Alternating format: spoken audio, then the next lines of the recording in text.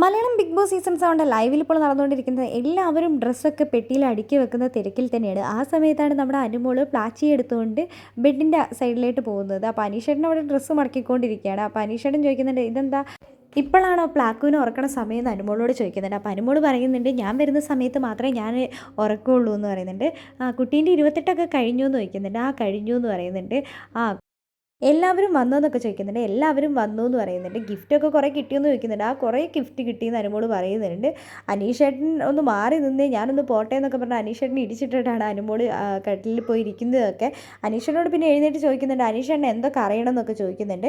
എന്താണെങ്കിലും പ്ലാച്ചി ഒന്ന് ഞാൻ കുളിപ്പിച്ചു. പ്ലാച്ചി എന്താണെങ്കിലും വെയിൽ കൊണ്ട് ഉണങ്ങുമെന്ന് കരുതി, പക്ഷേ ഉണങ്ങിയിട്ടില്ല. നാളെയും കൂടെ വെയിലത്ത് വെച്ചാലാണ് ഇവൻ ശരിക്കും ഉണങ്ങത്തുള്ളൂ എന്നൊക്കെ അനുമോള് പറയുന്നുണ്ട്. എൻ്റെ പ്ലാച്ചീനെ ഞാൻ ആരും എടുക്കാൻ സമ്മതിക്കില്ല എന്നൊക്കെ പറഞ്ഞ് പ്ലാച്ചീനെ എടുത്ത് ഒളിപ്പിച്ച് വെക്കുന്നുണ്ട് അനുമോള്.